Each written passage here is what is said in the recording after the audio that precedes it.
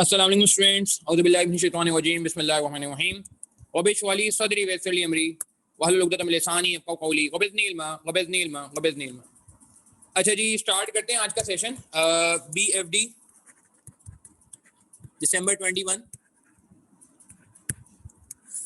पहली क्लास है course result की।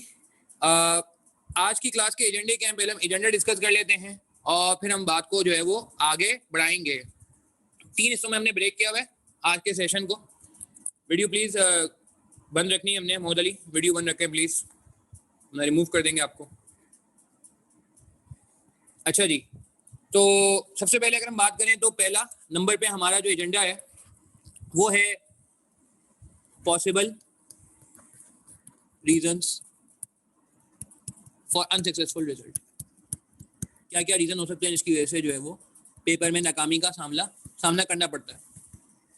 दूसरे नंबर पे जो हमारा एजेंडा है वो ये होगा summer 2021 paper discussion, limited paper discussion होगा। पूरा 3 घंटे का पेपर तो सॉल्व नहीं कर सकते हम आज की क्लास में, वो वक्तन वक्तन जैसे जैसे हम आगे बढ़ते जाएंगे टॉपिक्स में इसको देखते रहेंगे। ठीक है जी। अच्छा, उसके बाद हमारे तीसरे नंबर पे होगा वैक। ठीक है जी, वैक हम स्टार्ट कर देंगे इंशाल्लाह। अच्छा, ये 3 एजेंडे हैं हमारे आज के।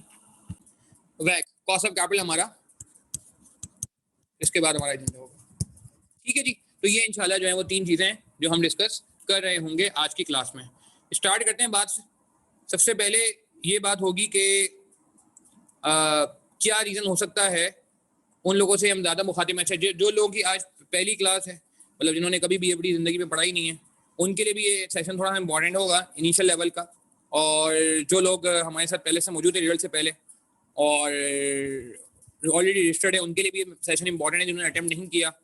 और उनके लिए बहुत ज़्यादा इंपॉर्टेंट है जिन्होंने एक दफ़ा अटेम्प्ट कर लिया BFD में और रीसेंट टाइम में भी जो है वो देख चुके हैं BFD का पेपर कैसा आया। ठीक है जी, तो ये कुछ चीज़ें हैं जो हम जो है वो साथ में डिस्कस करेंगे।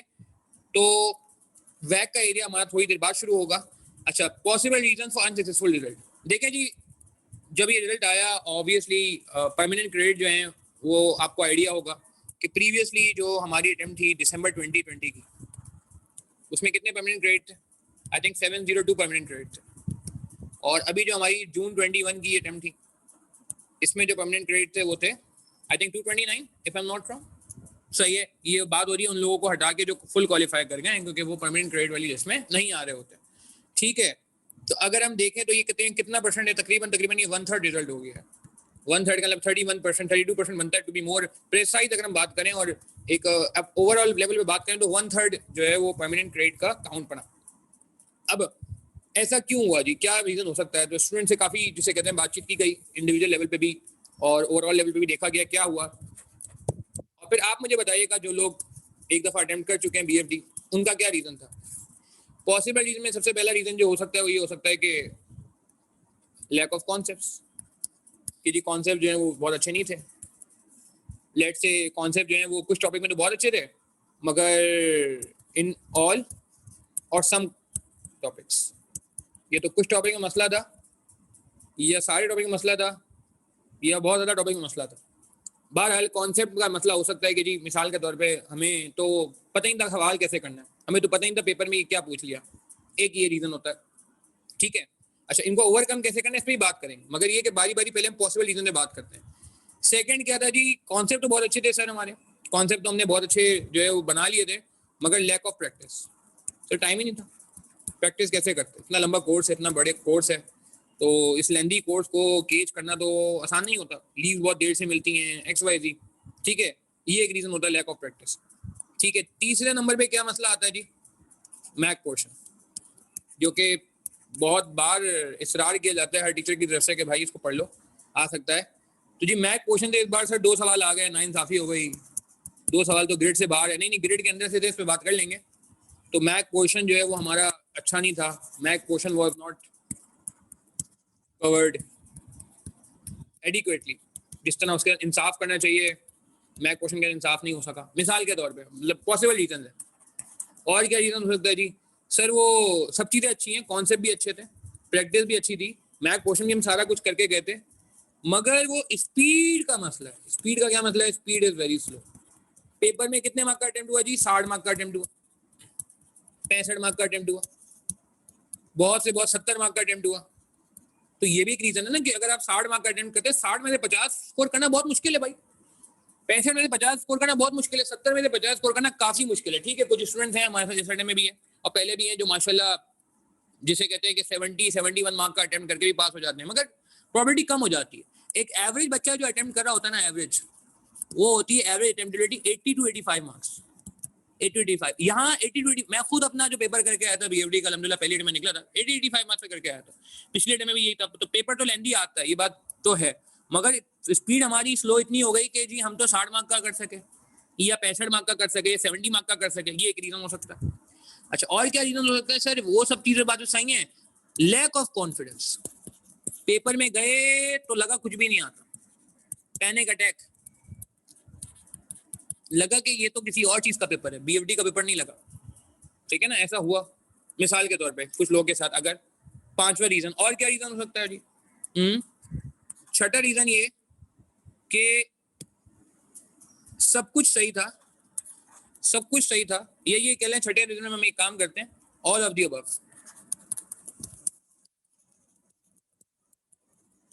Any of the above. तो अब मैं अभी मुखातिब हूं उन लोगों से जिनको जो है वो ये एक दफा पेपर अटेम्प्ट करने के बावजूद भी नाकामी का सामना करना पड़ा। तो क्या वजह लगी? 1 2 3 4 5 6, क्या कहेंगे आप? हाँ, एक और रीजन भी हो सकता है कि जी वो ईयरली पेपर सॉल्व नहीं किए थे विद 3.3 आवर्स प्रैक्टिस। ये भी एक रीजन हो सकता है जी।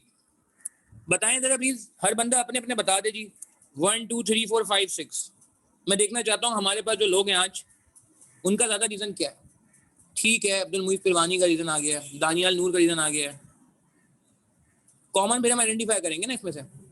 ठीक है, नंबर बताएं मुस्तफा, नंबर कौन सा है जी? ठीक है जी, 2 आ रहे हैं, किसी के 3 आ रहे हैं। ठीक है, एक रीजन तो बहुत कॉमन नजर आ रहा है। ओके, 0.5 और 6, 0.3, 0.4, 1 2 3 and 5, oh 3 4 and 6, 2 and 5, 3 and 4, 4 and 6, 6। अच्छा, 3 is the main reason. Okay, 2 and 6। Presentation is very poor. Presentation is again speed में आ जाएगा, वो स्पीड खराब होती है तो प्रेजेंटेशन, फिर आप स्पीड खराब होने लगती है तो फिर आप प्रेजेंटेशन भी खराब करने लगते हो। 3 is the main reason. Okay, 4, 2 3 and 5। अच्छा, अब देखें एक बात तो तय। अच्छा, कोई ऐसा बंदा है जो कहता है यार मेरे 6 में से 6 में कोई मसला नहीं था, फिर भी पेपर मेरा पास नहीं हुआ। I haven't faced any one issue, but जिसे कहते हैं कि मेरा फिर भी पेपर पास नहीं हुआ, मुझे तो ये मसला, इनमें से कोई मसला था ही नहीं। तो कोई सातवां मसला है तो वो भी डिस्कस कर सकते हैं। मेरे ख्याल से मेजर 6 रीजन यही है जो मैंने भी फीडबैक लिया लोगों से और अभी भी आप लोग जो मुझे बता रहे हो। ठीक है, 5 भी काफी लोगों का आ रहा है जी। 3 तो है, 3 तो कॉमन है, 3 तो कल्परेट है, 3 पे बात करेंगे बारी बारी। अच्छा, अब हम आज के दिन ये बात कर लेते हैं कि यार इन सबके तोड़ क्या, कि ठीक है अगर किसी का 1 का मसला है तो वो क्या करे, 2 का मसला है तो क्या करे, 3 में क्या किया जाए, 4 5 6 में क्या अप्रोच होनी चाहिए। क्योंकि जाहिर सी बात है जो होना था वो तो हो गया ना। ठीक है। अच्छा, एक चीज मैं और क्लियर कर दूं, देखें एक चीज याद रखिएगा कि डीमोटिवेट होने की जरूरत नहीं है। प्रोफेशनल क्वालिफिकेशन है, प्लस माइनस होता रहता है। 700 परमानेंट ग्रेड भी देखने को मिलते हैं, 200 परमानेंट ग्रेड भी देखने को मिलते हैं। आप यकीन करें, मैं जो अगली बात करने जा रहा हूँ, जब पेपर हुए थे तो दोनों लोगों ने कहा था जी लॉ का पेपर बहुत मुश्किल आया और बीएफडी का पेपर बहुत मुश्किल है। ऐसा था। कॉर्पोरेट लॉ के बारे में भी आपने देखा सोशल मीडिया पे काफी बैशिंग हुई, और बीएफडी के बारे में भी जो है लोगों ने कहा कि जी ऐसा हो गया वैसा हो गया। तो इन 2 पेपरों के बारे में कहा गया था कि सबसे मुश्किल तरीन पेपर बने इस बार। ठीक है जी, मगर जब रिजल्ट आया तो आप देखें लॉ का परमानेंट ग्रेड 102 है मेरे ख्याल से, 100 प्लस है, मगर बीएफडी का 229 है। तो इट मींस बीएफडी का फिर भी उतना बुरा रिजल्ट नहीं आया जितना बुरा लोगों ने एक्सपेक्ट किया था। तो अल्लाह ताला का बहुत एहसान है, और मैं पहले भी कह चुका हूँ कि बीएफडी में, और पेपर अभी आपके सामने आएगा तो हम बात भी करेंगे कि कहाँ पे हम जो है वो चीज़ों को जिसे कहते हैं ना कि बेटर कर सकते थे। सही है। तो अल्हम्दुलिल्लाह, अल्लाह का शुक्र है कि जो परमानेंट ग्रेड बता रहे हैं वो ये बता रहे हैं कि इतना खराब वर्स्ट सिनेरियो नहीं हुआ जितना लॉ में हुआ। इवन टैक्स का मैं देख रहा था, टैक्स के परमानेंट क्रेडिट कम है, 180 है, ठीक है। तो आई गेस फिर भी मैं कहूँगा कि अल्लाह ताला ने बड़ा करम फरमाया, और बहुत सारे हमारे ऐसे बच्चे, कुछ बच्चे ऐसे थे जो BFD और BM जिनके अच्छे पासिंग रेशियो थे उनमें पास नहीं हुए, BFD में पास हो गया, ठीक है ना। तो 104 है परमानेंट क्रेडिट, सॉरी 104 कर लेते हैं। तो बट द पॉइंट इज कि अभी भी बचने के रास्ते बहुत मिले। खैर, अच्छा हम बारी बारी बात करते हैं। लैक ऑफ कॉन्सेप्ट्स हैं किसी भी टॉपिक में या सारे टॉपिक में, तो भाई इसके लिए ये है कि आप स्ट्रॉन्ग करें अपने कॉन्सेप्ट्स को, रजिस्टर रिवाइज करें पूरा, और अगर आपको लगता है कि भाई किसी क्लास लेने की जरूरत है तो फिर आप क्लास भी ले लें भाई, ठीक है। कॉन्सेप्ट के बगैर तो कोई काम नहीं होता। कॉन्सेप्ट का मतलब है कि ये तो फिर ऑक्सीजन ही नहीं है ना, ऑक्सीजन ही नहीं है। तो इसके लिए तो आपका कॉन्सेप्ट स्ट्रॉन्ग करना बहुत जरूरी है, ठीक है। रजिस्टर को रिवाइज करना जरूरी है, और अगर आपको लगता है कि जी तो आप जो है वो अपने जहाँ से आपने पढ़ा है वहीं से आप जो है वो वापस क्लासेस ले लें, या फिर आप कहते हैं कि अपने कॉन्सेप्ट को किसी P4 की किताब से, ACC की किताब से उसको जो है वो स्ट्रेंथन करने की कोशिश करेंगे। इसके अलावा तो कोई चारा नहीं है, ठीक है जी। वीडियो बंद रखेंगे प्लीज, ताकि ये कि डिस्टर्बेंस किसी को भी ना हो। खैर, अच्छा दूसरे नंबर पे अगर प्रैक्टिस कम है तो क्या करेंगे जी। प्रैक्टिस कम है तो भाई इसके लिए ये है कि आप जो है ना वो, अच्छा स्पीड क्यों कम होती है इस पर बात करूंगा। यहाँ स्पीड कम होने के 2 रीजन होते हैं बड़े इंपॉर्टेंट है। प्रैक्टिस कम है तो भाई इसके लिए अगेन अगेन अगेन कि प्रैक्टिस क्यों कम होती है, इसका एक बहुत बड़ा रीजन ये होता है कि पेंडिंग लेक्चर्स होते हैं लोगों के लोग जाहिर से लेक्चर ही खत्म कर रहे होते हैं पेपर से 5 दिन पहले, 10 दिन पहले, 5 दिन पहले। तो जो पेंडिंग लेक्चर्स हैं वो आपको टाइमिंग देते हैं कि आप खुद प्रैक्टिस करें।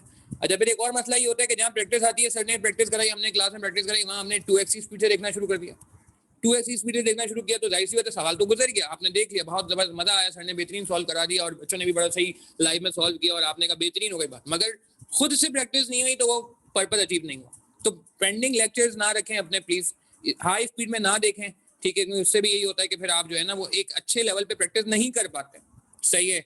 और उसके अलावा मैं समझता हूँ कि डिसिप्लिन, डिसिप्लिन का मतलब क्या है कि ये नहीं कि जो टॉपिक मुझे अच्छा लगता है उसकी तो मैं प्रैक्टिस करूंगा, जो टॉपिक मुझे अच्छा नहीं लगता मैं उसकी प्रैक्टिस नहीं करूंगा। मैथ क्वेश्चन मुझे पसंद ही नहीं है तो मैं इसकी प्रैक्टिस नहीं करूंगा। फॉरेक्स मुझे पसंद है, फॉरेक्स की बहुत प्रैक्टिस करूंगा। MM थ्योरी पसंद नहीं है, MM थ्योरी की प्रैक्टिस नहीं करूंगा। फॉरेन इन्वेस्टमेंट मुझे अच्छा नहीं लगता उसकी प्रैक्टिस नहीं करनी, ऐसा नहीं है। पिक एंड चूज ना करें प्लीज, ये होता है। ये फातिमा बिल्कुल इस पे बात करते हैं, कैश फ्लो फोरकास्ट कहाँ से आया था, बिल्कुल इस पे बात करेंगे। ये हमारे पास पूरा एक पेपर रखा हुआ है, BFD का सेकंड सेगमेंट है हमारा, कि हम लास्ट टाइम का पेपर जो है क्वेश्चन वाइज डिस्कस करेंगे कि भाई हर क्वेश्चन में क्या हुआ, कैसा हुआ, किस तरीके से चीजें लेके गए। तो भाई प्रैक्टिस अगर कम है तो भाई मैं कहूंगा कि कोई और चारा नहीं है, प्रैक्टिस करनी पड़ेगी। मगर प्रैक्टिस हो नहीं सकती किसके बगैर, कॉन्सेप्ट के बगैर। पहले कॉन्सेप्ट पक्के करेंगे उसके बाद आप प्रैक्टिस करेंगे, ब्लाइंडली प्रैक्टिस करेंगे तो फंसेंगे। अच्छा मैथ क्वेश्चन का क्या कर लें जी, मैथ क्वेश्चन का हल है टाइमली कवरेज। अक्सर लोगों का ये गुमान होता है कि हम आखिर में छुट्टियां मिलेंगी तो मैथ क्वेश्चन आखिर में कर लेंगे। अनफॉर्चुनेटली यार ये जिसे कहते हैं ना ये थोड़ा सा मुनासिब अप्रोच नहीं है। इस बार भी 35 मार्क्स का मैथ क्वेश्चन आया, और ये पहली बार ऐसा नहीं हुआ कि मैथ क्वेश्चन ज्यादा आया। विंटर 2019 में एक सवाल बना था NPV का, ठीक है, उसमें भी मैथ क्वेश्चन जो है मिला हुआ था। उसके अलावा अगर मैं बात करूं तो इससे पहले भी ऐसा हो चुका है विंटर 2018 में कि जब मैथ क्वेश्चन से 2 सवाल आए। तो विंटर 18 में ऐसा हुआ, विंटर 19 में ऐसा हुआ, और आज समर 21 में भी ऐसा हो गया, ठीक है ना। तो कहने का मतलब है कि ये कोई नया नहीं हुआ। मैथ क्वेश्चन से एक सवाल तो लाजमी बनता है, 2 सवाल ही बन जाते हैं नॉर्मली। एक इसके लिए मैं वर्ड यूज करता हूँ, नॉर्मली हम सौतेला सलूक करते हैं इसके साथ, सही ना, सौतेला सलूक करते हैं कि जी ये हमारा ही नहीं है तो सौतेला। तो ऐसा नहीं है जी, ये मैथ क्वेश्चन भी हमारे सिलेबस का पार्ट है फिलहाल। तो जब तक ये हमारे सिलेबस का पार्ट है हमें जो है वो इसके साथ इंसाफ करना होगा और टाइमली कवरेज करनी होगी, ठीक है जी। क्योंकि मैं देख रहा हूँ 3 काफी लोगों ने बोला था, ठीक है, 3 काफी लोगों का कहा कि जी ठीक है जी 3 में इशू थे। अच्छा लक अच्छी होती है कि भाई एक सवाल आ जाए, जैसे SCPCL में विंटर 20 में क्या हुआ, एक ही सवाल है स्टैंडर्ड कॉस्टिंग, और बहुत ही फुल टॉस सवाल, इजी सवाल, कि आपने सिंपल 1-2 लेक्चर भी लिए स्टैंडर्ड कॉस्टिंग के, कॉन्सेप्चुअल तो आप कर सकते हो। इस बार ऐसा नहीं था, इस बार 2 सवाल थे और दोनों बड़े अच्छे लेवल के सवाल थे। अच्छा स्पीड का क्या करेंगे जी, स्पीड सबसे इंपॉर्टेंट एरिया है स्पीड। अच्छा कितने लोगों को स्पीड का मसला है कि जिनको लगता है कि पेपर उन्होंने 70 मार्क्स का या उससे कम का अटेम्प्ट किया। मैं उन लोगों को चाह रहा हूँ आइडेंटिफाई करूँ कि हम में से कितने लोग ऐसे हैं जिनका 70 या उससे कम का अटेम्प्ट हुआ, ठीक है, ओके 70 या उससे कम। 70 से ज्यादा वालों की बात तो बाद में करेंगे, 70 से कम वालों की बात हो रही है। ओ 60 तो इज वेरी लो, ठीक है, 70 तक, 72 भी चल जाएगा, मगर 66 ठीक है, 72 66 ठीक है। यार देखिए अब आप स्पीड के लिए तो मैं आपको 2 बातें बताऊंगा, स्पीड को मैं अलग से कवर करूंगा। स्पीड स्लो क्यों होती है, स्पीड स्लो क्यों होती है, स्पीड स्लो होने की वजूहत मैं आपको बताता हूँ। स्पीड स्लो होने की 2-3 वजूहत हैं और आप मुझे बताएंगे कि कौन सी वजूहत, स्पीड स्लो कैसे की जा सकती है और स्पीड स्लो होने की वजह क्या है। एक तो वजह ये कि हम ओवर थिंकिंग करते हैं, ओवर थिंकिंग करते हैं। ओवर थिंकिंग का मतलब क्या है कि हम एक चीज को लेके बैठ जाते हैं, हम आगे नहीं बढ़ते, हम रुकते नहीं है, सही है, बिल्कुल ये भी एक रीजन है हुमायूं, बिल्कुल ठीक है, कि ये ना करें, प्लीज कोशिश करें कि ओवर थिंकिंग ना हो। ओवर थिंकिंग का मतलब है कि भाई आपको पता है और इसमें कोई तो है ही नहीं, बचपन से सुनते आ रहे हैं कि 1 mark is equal to 1.8 minutes. तो अगर आपने मिसाल के तौर पे 5 मिनट कहीं ज़ाया कर दिए हैं तो इट मीन आपने 3 मार्क कहीं ज़ाया कर दिए। अगर आपने 10 मिनट ज़ाया कर दिए हैं सोचने में तो इसका मतलब आपने 6 मार्क वहीं ज़ाया कर दिए, 6 से 7 मार्क। तो पॉइंट ये है कि अगर ऐसा हुआ है तो भाई ऐसा नहीं करना है, ओवर थिंकिंग नहीं करें, चीज़ों को जम करने की कोशिश करें। एक चीज़ नहीं समझ आ रही, आप आगे बढ़ जाए। इस सवाल में ये हुआ क्वेश्चन 5 में लोगों को केडी नहीं मिल रहा था। क्वेश्चन 5 में मैं बात करूंगा, केडी नहीं मिल रहा था, वो टेबल से निकालना था केडी, ठीक है ना। अजीब गरीब टेबल था, इतना अजीब गरीब नहीं था, लेंथी टेबल था, इतनी फालतू इन्फॉर्मेशन दी हुई थी कि समझ ही नहीं आ रहा था लोगों को, ठीक है। अब केडी नहीं मिल रहा ना तो कोई बात नहीं, आप केडी कुछ भी एज्यूम कर लो और वैक निकालो। हालांकि पूरा वैक आसान था, आगे का वैक बहुत सिंपल था और वैक के बगैर आपको पता है वो फ्री कैश फ्लो की डिस्काउंटिंग नहीं हो सकती थी। तो कहने का मतलब है एक केडी की वजह से बहुत सारे लोगों ने अपना पेपर स्पॉइल किया। कोई केडी नहीं हुआ तो उनका वैक नहीं आया, वैक नहीं आया तो उन्हें डिस्काउंटिंग नहीं की, डिस्काउंटिंग नहीं की तो फिर तो सवाल हाथ से चला गया। तो ओवर थिंकिंग ना करें। दूसरा एक जो मसला होता है वो ये होता है कि हम सोल्यूशन रेफर कर देते हैं वाइल प्रैक्टिस। कितने लोग हैं ऐसा करते हैं, ईमानदारी से बताइएगा प्लीज। नाम नहीं लूंगा मैं किसी का, जाहिर सी बात है, मैं क्योंकि ये सब चीजें मैं समझता हूँ कि यार क्या कहते हैं, किसी की गलती हाईलाइट करना अच्छी बात नहीं है, मगर पॉइंट ये कि आप मुझसे तो डिस्कस कर सकते हैं ना।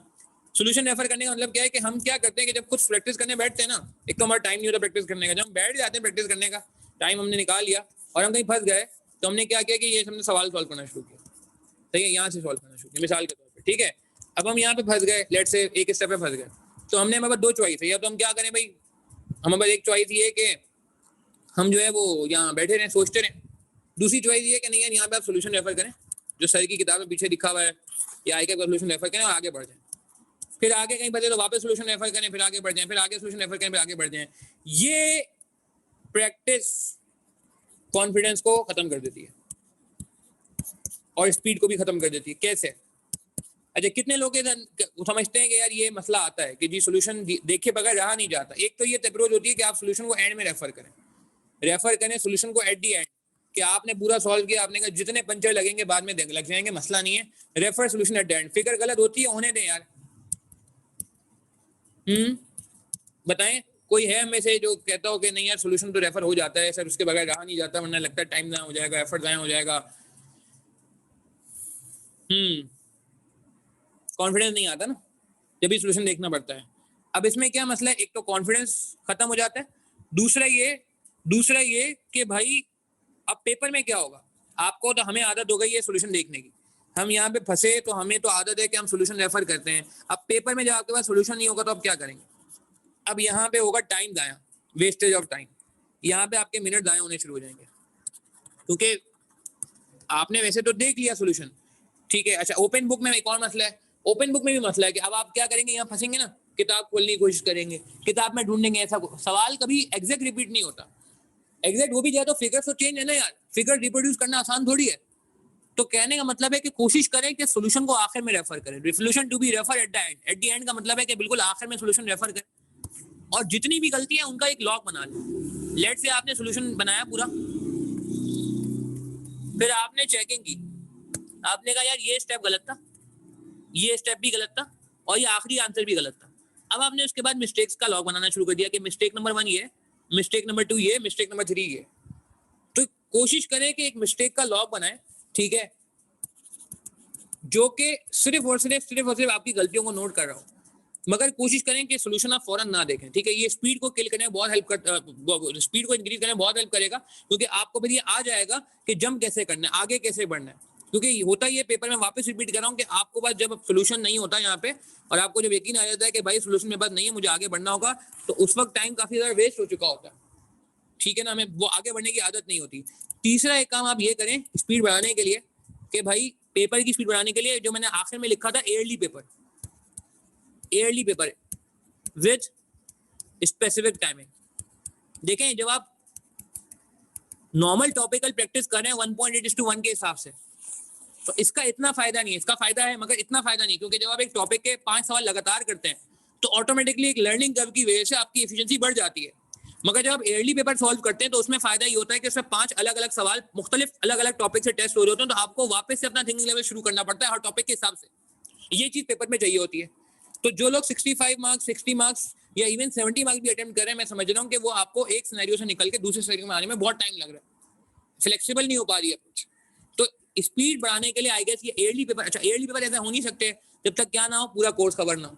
तो ये सारी चीजें बड़ी कनेक्टेड है कि पहले आप अपना कॉन्सेप्ट कवर करेंगे, उसकी प्रैक्टिस करेंगे, उसके बाद फिर आप इस पोजीशन में होंगे कि आप ईयरली पेपर करें।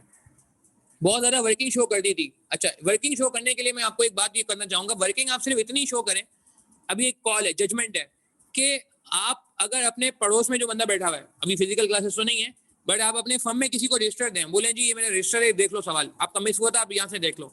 अगर उसको लिमिटेड वर्किंग से भी वो बात समझ आ जाती है तो एग्जामिनर को भी समझ आ जाएगी, और अगर उसको लिमिटेड वर्किंग से बात समझ नहीं आती है तो इट मीन एग्जामिनर को भी समझ नहीं आएगी। बहुत डिटेल्ड वर्किंग करना भी फायदेमंद नहीं है, बहुत छोटी वर्किंग करना भी फायदेमंद नहीं।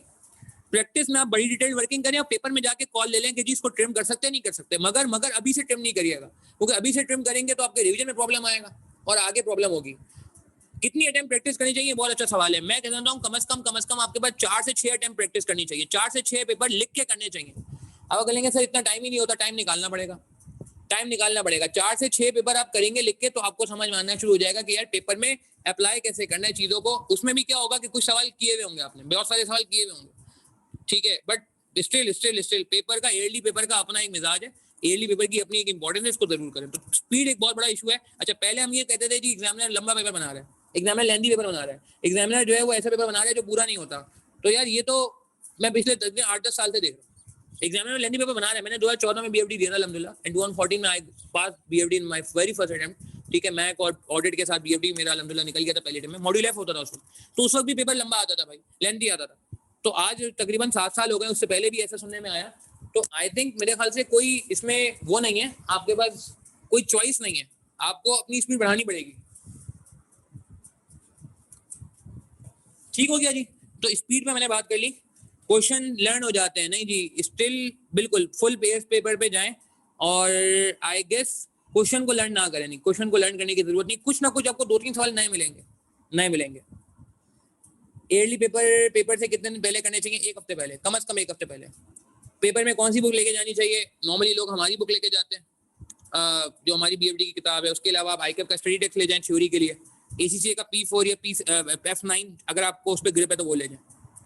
वालेकुम सलाम। मैंने अभी शायद पुरानी ये हम प्रॉब्लम से डिस्कशन कर रहे हैं, ठीक है जी। मैथ क्वेश्चन में बात हो गई है, स्पीड में बात हो गई। स्पीड पे मैं 3 बातें कर ली, ठीक है जी। स्पीड पे हमने क्या बातें की है कि ओवर थिंकिंग नहीं करनी है, जंप करने का सीखना है, ठीक है, और सॉल्यूशन को रेफर करना है एट द एंड, और ईयरली पेपर जरूर सॉल्व करना है विद द टाइमर।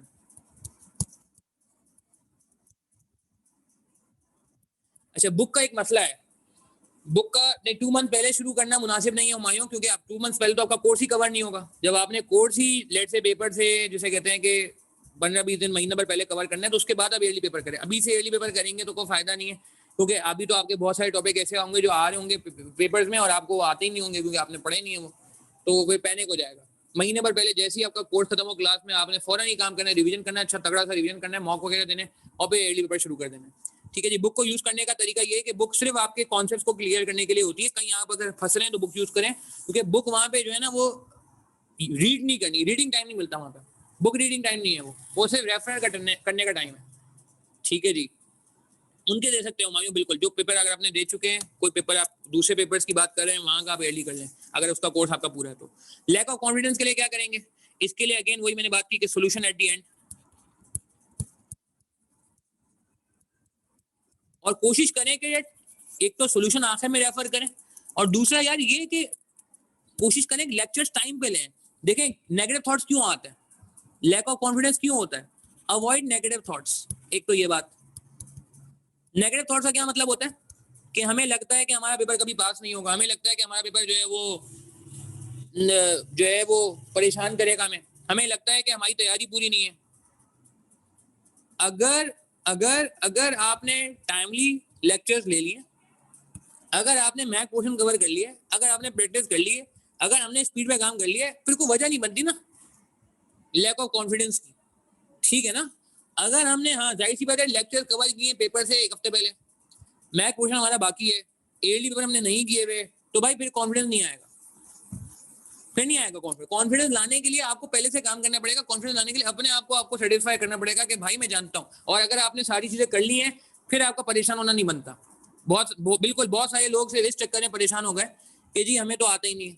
नहीं भाई, ऐसी बात नहीं है। अच्छा, पेपर में ये जो हुआ, पेपर में जो पैनिक अटैक होता है, इसको कैसे डील करना है, मैं जून 21 में बात करूंगा, जून 21 के पेपर में बात करूंगा कि नहीं जी सब कुछ सही था, पेपर से पहले कॉन्फिडेंस थे, गाड़ी में बैठे थे बिल्कुल कॉन्फिडेंट है, आई कैप में सीट पे बैठे बिल्कुल कॉन्फिडेंट है, मगर जैसे ही पेपर सामने आया तो कॉन्फिडेंस सारा शटर हो गया। इसका क्या हाल है, इसका जून 21 के पेपर में देखेंगे।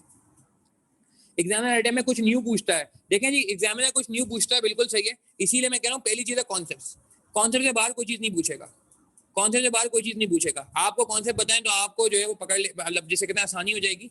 ईयरली पेपर वगैरह ये आपको हेल्प करता है कि भाई हर पेपर में जो नया आया, आप उन पैरामीटर में उसी टाइम में रहते हुए कितना जल्दी कर सकते हैं। सिनेरियो पे ग्रिप करने के लिए रीडिंग करने की जरूरत है, फाद एक आध पेपर है तो कर ले, वरना आई कैप के पास पेपर इनफ है, उसमें अच्छे खासे सिनेरियो बने हुए हैं, आप उसी को फॉलो कर लो। बुक हमारी इंशाल्लाह जो है वो क्या कहते हैं अगस्त के 8-10 ऑफ अगस्त तक आ जाएगी इंशाल्लाह। अच्छा जी, yearly paper not solve, again इसके लिए यही है कि भाई at least 4 to 6 yearly papers 1 week before exam, 1 week before exam, 1 week before exam, ये आपने काम जरूर करना है। तो यार ये कुछ रीजंस हैं जो मैंने गैदर किए, और इनका जो मुझे लगता है कि सोल्यूशन क्या हो सकता है, मैं वापस बात करता हूँ। कॉन्सेप्ट कवर नहीं है तो भाई कॉन्सेप्ट तो पहली फुल में कवर करने चाहिए। किसी भी टॉपिक, मर्जर इक्वेशन वीक है इसको स्ट्रॉन्ग करें, फॉरेक्स वीक है इसको स्ट्रॉन्ग करें, इंटरनेट हेजिंग वीक है इसको स्ट्रॉन्ग करें, इन्वेस्टमेंट बदल फॉरेन इन्वेस्टमेंट नहीं जी अच्छे से किया था उसको कवर करें। कवरेज पूरी करनी है, 100% कवरेज करनी है, कवरेज नहीं छोड़ सकते आप, ठीक है ना। ये तो पहली सीढ़ी है, इसके बगैर तो बात ही नहीं हो सकती। फिर आप प्रैक्टिस करें, क्योंकि खाली कॉन्सेप्ट कर लें और प्रैक्टिस ना करें तो यार मुनासिब बात नहीं है, ठीक है। इसके बाद मैथ क्वेश्चन, स्पीड पे मैंने बात कर ली कि स्पीड को कैसे आपने कवर करना है।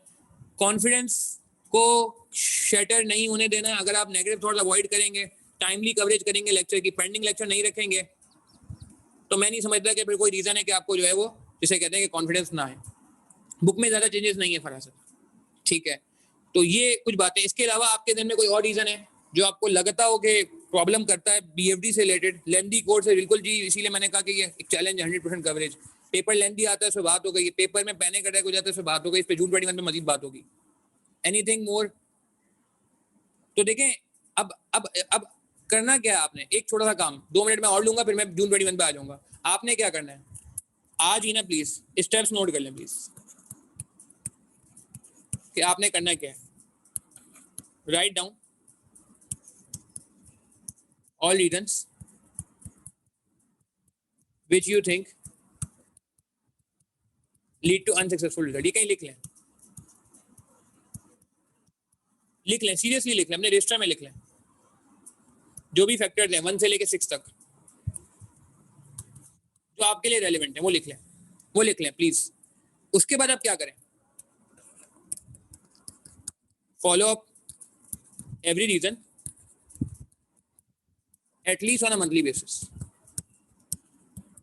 क्या मतलब है इस बात का, ये एक बड़ी इंपॉर्टेंट बात हो रही है, दूसरे पेपर में भी आप अप्लाई कर सकते हैं। Follow up on monthly basis का क्या मतलब है कि आपने कहा जी मेरे 6 रीजन है, नहीं 6 नहीं, आपके लेट से आप कहते हैं मेरे 3 रीजन है, 1, 2 and 3, ये आपके रीजन है जिसकी वजह से आपको लगता है कि जी आप पास नहीं कर सके। मिसाल के तौर पर मैथ क्वेश्चन है, प्रैक्टिस है, जो भी है।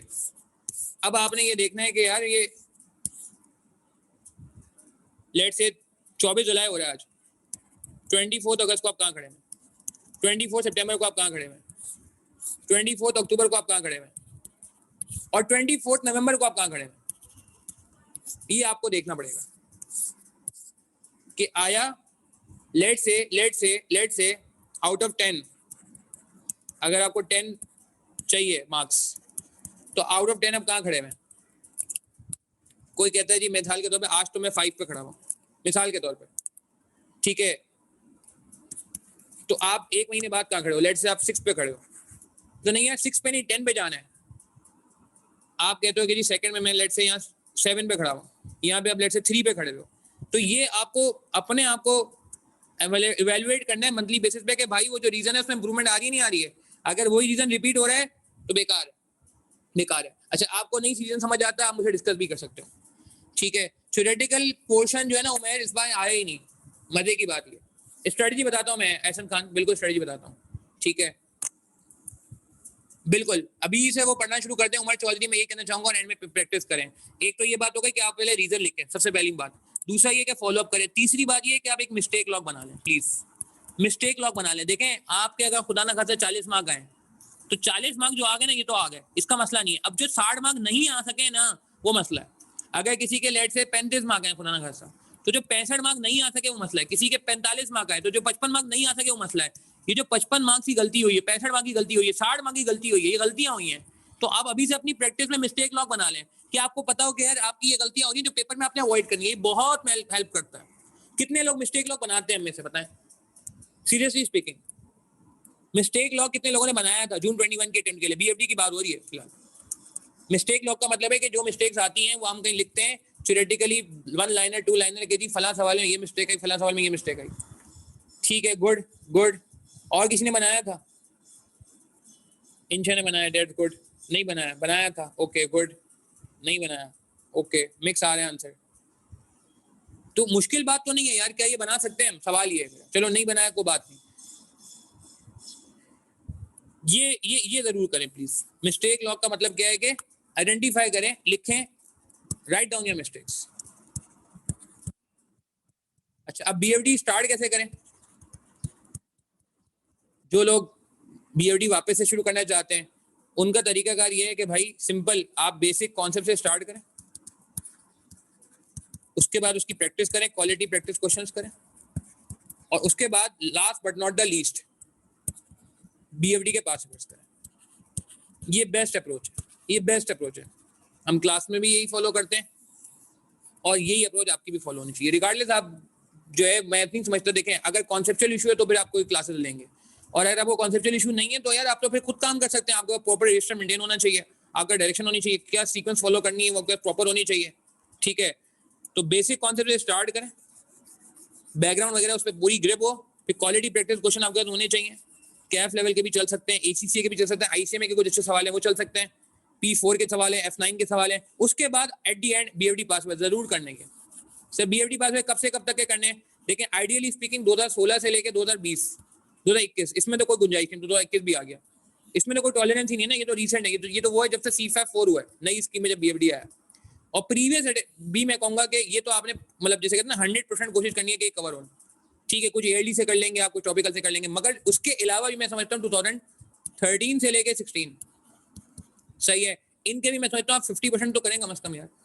और जो लोग हमारी किताब फॉलो करते हैं उनको पता है कि हम तो 2013 नहीं 2006 से कर रहे होते हैं, लेकिन हम 2006 से जो अच्छे सवाल है, कुछ अल्लाह का शुक्र रिसर्च बेस पे आइडेंटिफाई हुए हैं सवाल, तो 2006 से 2016 जो काम के सवाल लगते हैं वो सब शामिल होते हैं किताब में। तो अगर आप किताब फॉलो करो तो कोई मसला ही नहीं है, सारी चीजें किताब में मौजूद है, क्लास वर्क और होमवर्क के क्वेश्चन मिला के बात हो रही है। ठीक है, और अगर लेट से आप खुद भी सेल्फ स्टडी करना चाहते हो तो कोई इशू नहीं है, आपके पास पास पेपर टॉपिकल अवेलेबल होते हैं। नहीं किसी के पास मुझे मैसेज करते हैं, मैं आपको सॉफ्टवेयर सारे पास पेपर दे दूंगा। तो ऑलमोस्ट 2016 2008 से मेरे ख्याल से 7 या 8 से मेरे सारे पास पेपर पड़े हुए हैं, और सजेशन सोल्यूशन भी 8 से आने शुरू हैं, वो भी मिल जाएंगे आई करके आपको मेरे पास से। ठीक है, तो बिल्कुल सेपरेट कॉपी बना लें या ऐसा अपने रजिस्टर में आखिर में 2-4 पेजेस छोड़ने मिस्टेक लॉग के लिए। तो ये बीएफडी के अप्रोच होनी चाहिए। And last but not the least, very important, deadlines बनाएं प्लीज यार, ये बहुत इंपॉर्टेंट काम है। डेडलाइंस बनाएं। डेडलाइन का क्या मतलब है कि आपको पता होना चाहिए कि आपका इन्वेस्टमेंट रिजल्ट कब खत्म होगा, आपको पता होना चाहिए कि आपका वैक कब खत्म होगा, आपको पता होना चाहिए आपका मर्जर इक्वेशन कब खत्म होगा, आपको पता होना चाहिए मेरा मैक क्वेश्चन कब खत्म होगा, आपको पता होना चाहिए मेरा फॉरेक्स कब खत्म होगा। ये आप अभी से बना लें। देखें जो बंदा प्लान कर लेगा ना वो नहीं फंसेगा। डेडलाइन बना लें और डेडलाइन को पे फॉलो करें। ये चीज मैं बता दूं आपको, लास्ट अटेम्प्ट में बहुत मिसिंग नजर आई अनफॉर्चुनेटली। मैं भी काफी गुस्सा हुआ कुछ स्टूडेंट्स पे, ठीक है ना, जब पता चला कि लोग जो है वो काफी पीछे चल रहे थे और हम बहुत आगे चल रहे थे। ठीक है, तो देखें रिकॉर्डेड लेक्चर्स का फायदा है, बहुत फायदा है। आप कभी भी देख सकते हैं, अपने टाइम पे देख सकते हैं, अपनी स्पीड से देख सकते हैं। ठीक है ना, दिन रात 4-4 5-5 लेक्चर भी आप हफ्ते में देख सकते हैं। ठीक है, ज्यादा भी देख सकते हैं। मगर बहुत बड़ा नुकसान क्या है, बहुत बड़ा नुकसान क्या है कि वो डिसिप्लिन वहां पे नहीं हो। तो इस बार खैर और थोड़ी सख्ती की जाएगी डिसिप्लिन के मामले में स्टूडेंट्स के साथ ऑब्वियसली। और आप अगर अपने आप को खुद सेल्फ डिसिप्लिन कर लेते हो तो मैं कहूँगा इससे अच्छी कोई बात नहीं, इससे अच्छी कोई बात नहीं। क्योंकि देखें मैं आपको बता दूं, परमानेंट ग्रेड बुरे नहीं है। डेडलाइन से रिलेटेड जो है वो सिंपल सी बात है, जैसे मैंने बताया कि हर टॉपिक के आगे आपके पास लिखा होना चाहिए कि कब तक खत्म होगा, कब तक खत्म होगा, और वो खत्म करना है। ठीक है ना, ये नहीं कि बस हम देखा जाएगा एंड में कर लेंगे। क्लाइंट चल रहा है यार, क्लाइंट चलता रहा ना, देखो क्लाइंट चला गया ना, क्लाइंट तो हो भी गया, फर्म के रिपोर्टें निकल गई, मगर अनफॉर्चुनेटली आपका पेपर नहीं निकला है ना। ऑडिट रिपोर्ट तो निकल गई, तो निकल नहीं थी, वो आप चाहे जो भी करते हैं खैर रिपोर्ट तो निकल जानी थी। ठीक है, क्लाइंट तो निकल जाता है, वो इतने सालों से निकल रहा है क्लाइंट, आपके आने से पहले भी निकल रहा था, आपके जाने के बाद भी निकलेगा क्लाइंट, ठीक है ना। तो आप थोड़ा ये कोशिश करें कि भाई पेपर जरूरी है, हमारा अल्टीमेट ऑब्जेक्टिव सीए पास करना है भाई, ठीक है, काम करेंगे बिल्कुल, वो जरूरी है, उसके बगैर नहीं हो सकता काम। फर्म के साथ भी इंसाफ करना है हमने, मगर अपने साथ भी इंसाफ करना है, अपने पेपर के साथ भी इंसाफ करना है, अपने बीएफडी के साथ भी इंसाफ करना है, ठीक है ना। तो ये एक प्लीज आप ध्यान में बिठा लें बात, ठीक है। बहुत सारे लोग बहुत सारी डिफरेंट बातें करते हैं कि जी बाद में लेक्चर ले लीजिएगा, हम आपको ब्रेक दे देंगे, ये कर देंगे, वो करेंगे। भाई आप जब खाना नहीं खा सकते 5 दिन का इकट्ठा, तो आप 5 दिन के लेक्चर इकट्ठे नहीं ले सकते, फिर आप लेंगे तो बदहजमी होती है, तो यहाँ भी बदहजमी हो जाती है। आप 2 की स्पीड में सुनेंगे, इंपॉर्टेंट पॉइंट मिस हो जाएंगे, आप फास्ट फॉरवर्ड सुनेंगे, इंपॉर्टेंट पॉइंट मिस हो जाएंगे, प्रैक्टिस नहीं होगी, गड़बड़ है। जो उसका टाइम है, खाना पकने का टाइम होता है, आप चूल्हा तेज कर दें, डबल कर दें, वो जो उसका टाइम है ना खाना, मतलब खाना पकने का, वो खाना उसी टाइम में पकेगा, आप चाहे जितनी भी कोशिश कर लें, जल्दी आप चूल्हे से उतार लेंगे, कच्चा ही खाएंगे फिर आप, ठीक है ना। तो ये आप प्लीज ध्यान में रखें, हर चीज का एक प्रोसेस है, हर चीज का एक टाइम है, ठीक है। तो ये आज ही मैं ये सारी बातें इसलिए कर रहा हूँ क्योंकि ये पेन है, ये सीरियसली पेन है, बीइंग अ टीचर एक पेन है कि यार मतलब जब हम देखते हैं कि स्टूडेंट जो है वो, हम चले गए 50 लेक्चर पे, 60 लेक्चर पे, 65 लेक्चर पे, और स्टूडेंट का जब टेस्ट लो तो जवाब आता है जी 25 लेक्चर पे, 20 लेक्चर पे, 30 लेक्चर पे, तो बहुत अफसोस होता है, दिल दुखता है। तो ये थोड़ी सी मैं कहूँगा कि यार क्या कहते हैं, बिल्कुल फर्म वाले कहेंगे यार वो ठीक है के बाद में, मगर बात का मतलब ये नहीं होना चाहिए कि बात का मतलब है कि वो पाइल अप होता जाए। बात का मतलब है कि आप सुबह में आने से पहले फर्म में देख लें, ये रात में सोने से पहले देख लें, मगर बहुत ज्यादा उसको डिले ना करें यार, ये बहुत जरूरी है। वालेकुम सलाम फैजान है, ठीक है जी। तो ये मैंने कुछ बातें की आपसे, ठीक है, मैं एक दो बार समअप कर लेता हूँ और फिर हम जून 21 के पेपर पे जाएंगे, ठीक है। ये कुछ रीजन थे हमारे पास जो अनफॉर्चुनेटली जिसकी वजह से हम समझते हैं कि पेपर जो है पास नहीं हो सका। जो आपके रीजन है आपने उनको डॉक्यूमेंट करना है, उनको फॉलो अप करना है, मिस्टेक का लॉग बनाना है, बेसिक कॉन्सेप्ट स्टार्ट करके पीएफडी के पास पेपर पे जाना है, बीच में कोई शॉर्टकट नहीं है, ये पूरी चेन फॉलो करनी पड़ेगी। ऐसा नहीं हो सकता कि आप डायरेक्ट बेसिक कॉन्सेप्ट से पास पेपर पे चले हैं, ऐसा नहीं हो सकता। बहुत सारे लोग डायरेक्ट पास पेपर जंप करने की कोशिश करने गलत करते हैं, बहुत सारे लोग क्वालिटी प्रैक्टिस क्वेश्चन करने के बाद पास पेपर नहीं करते, वो भी गलत करते हैं। नहीं यार, सारा काम करना पड़ेगा, ये इसके बगैर नहीं होगा। और डेडलाइन बहुत जरूरी है, जो मैं आपको बता दिया, डेडलाइन जो है बहुत जरूरी है ना। डेडलाइन होती है ना यार, फर्म की डेडलाइन होती है, तो हम किस तरह दिन रात एक कर देते हैं, तो ये हमारी पीरियोडिक बेस्ड डेडलाइन होगी, ठीक है जी। अच्छा, अब हम आगे बढ़ेंगे, ठीक है। नेक्स्ट सेगमेंट हमारा है जून 21 का पेपर। अच्छा जी, ये हमने बात कर ली।